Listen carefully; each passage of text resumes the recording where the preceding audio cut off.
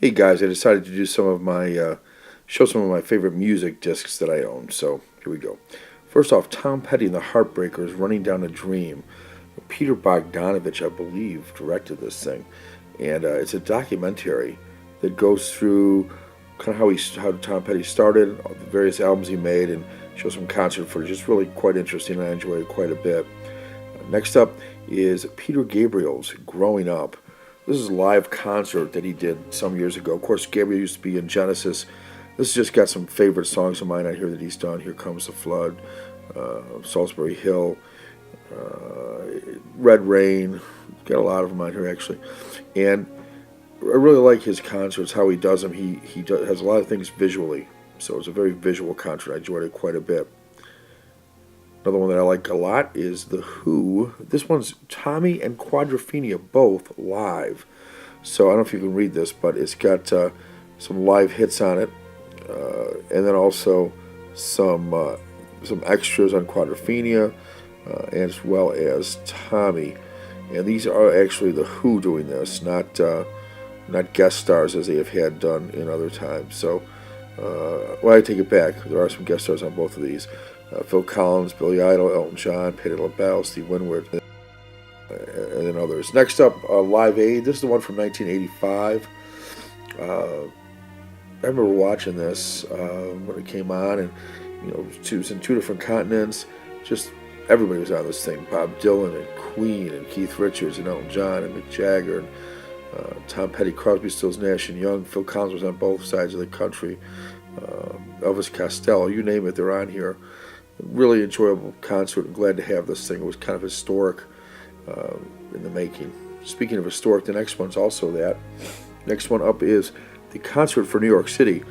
This, of course, took place after the attacks of September 11th. I can't even go into whoever was on this thing. There's a ton of people on this and very enjoyable. This recording from Led Zeppelin, this DVD, has some, all of them with John Bonham on it. And you can kind of get a quick peek here, but they're all really good. Enjoy this. Roy Orbison, "Black and White Night." A lot of great guest stars on this one.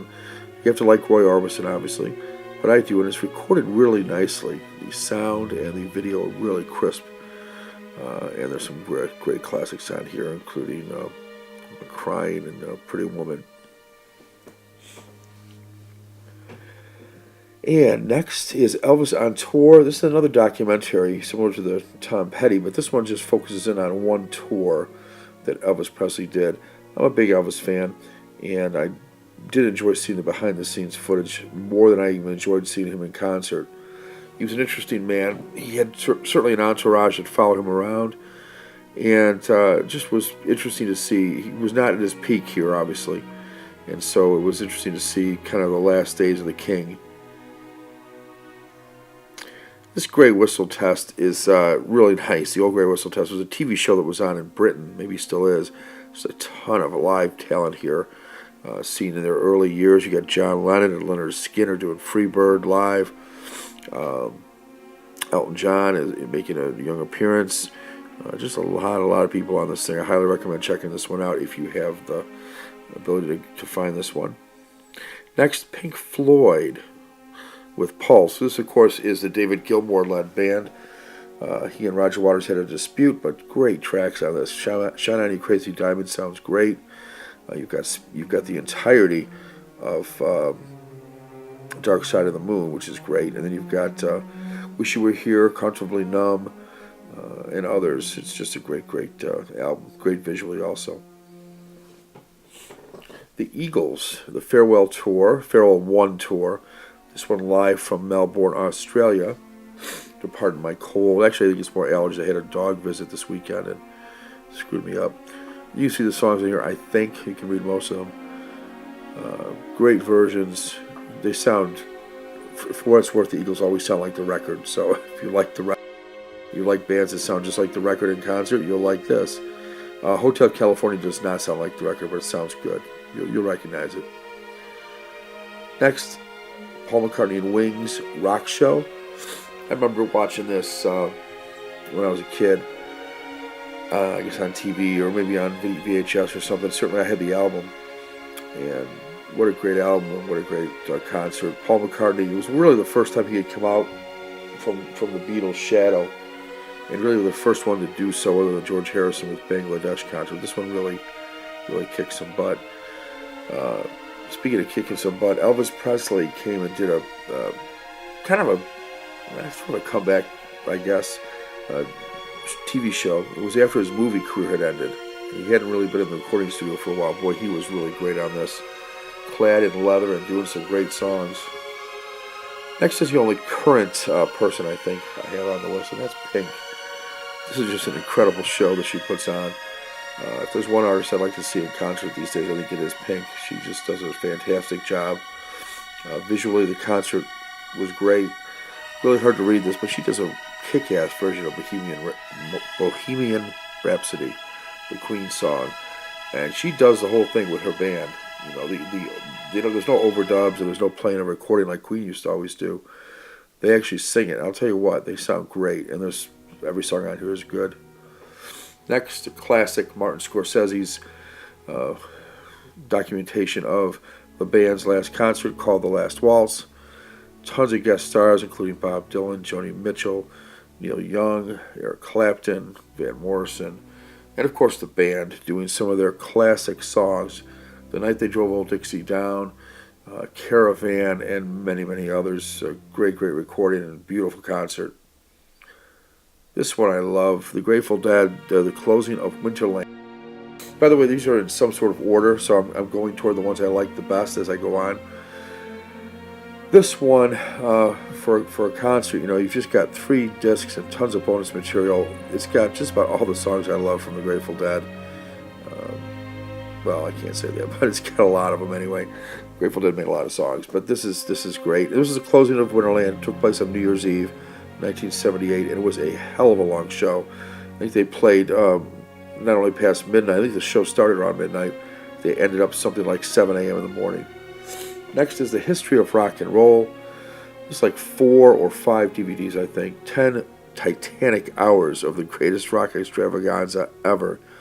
You can read that one. It's just the history of rock. So you've got everything from Bill Haley and the Comets through Dylan, a little bit of the Beatles. They don't have a lot of Beatles in here, which is kind of a disappointment, but a lot of other stuff in here, right up to Springsteen and The Who and so on. Great stuff.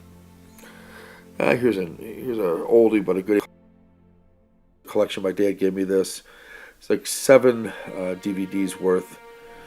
Beautiful stuff. Preserved not only his television show from the 50s, a lot of stuff there on the last disc, on the bonus disc, but he did a number of specials on television called A Man and His Music, and all of them filmed with a live orchestra in the background, some guest stars along the way, but really, when it comes down to it, it's Frank Sinatra. There's also a couple concerts that he did, Concert for the Americas and another one. Really great stuff. The 25th anniversary of the Rock and Roll Hall of Fame concerts were excellent. I wish I had this on Blu-ray, but it looks pretty darn good on DVD, so I'll settle for it for now. Eventually I'll probably pick it up on Blu-ray, but this has got everybody on it from Crosby, Stills, Nash and Young, Jackson Browne, Stevie Wonder, Bruce Springsteen, E Street Band, U2, Jeff Beck, Mick Jagger was on here, Metallica. A guest star was really nice. I happened to be at this concert that was filmed. It was a reunion tour of Bruce Springsteen and the E Street Band. He's one of my favorite artists. This was from New York City, Madison Square Garden. Like I said, I was there on the last night of the tour. So they filmed most of this on that night and some of it from the night before. But great stuff. If you're a Springsteen fan, this is a must. And I'm, like I said, a huge Springsteen fan. So to me, this just brings back memories. Obviously, better picture than what I had in my seat, but I remember just the same. The Beatles. This is a 4 DVD set. This is the Beatles anthology. They showed it on TV. It was a mini-series type of thing. It was on like 4 nights, I think. And I really was fascinated by it, and I'm so glad to have that. Bruce Springsteen, Darkness on the Edge of Town box set. Well, this thing's got a ton of crap in it. Of course, you've got the actual album remastered, but then you've also got a bunch of DVDs and Blu-rays. My version is Blu-rays. As long as that big, thick notebook that you see, the blue notebook opens up, and It's actually Bruce Springsteen's handwriting. They took his actual notebook and photocopied it and made it look like the notebook that he wrote his lyrics in. So it's cool. He's got a full concert from Houston and another one where he redoes the album live. Really good. My last one is the Rock and Roll Hall of Fame Museum. This is 9 DVDs. That's right, 9 DVDs. And it has everything from Mick Jagger enrolling the Beatles to, oh my goodness, everybody. Bruce Springsteen putting U2 in the Hall of Fame. And then all these, so you get the speeches, and then you get the performances that took place. The acceptance speeches, and then the performances where you got bands like Cream getting together for the first time in ages. They come out and they kick ass. It's just amazing stuff. Really enjoy it. All right, guys, that's it for now. Hope you enjoyed it. Take care.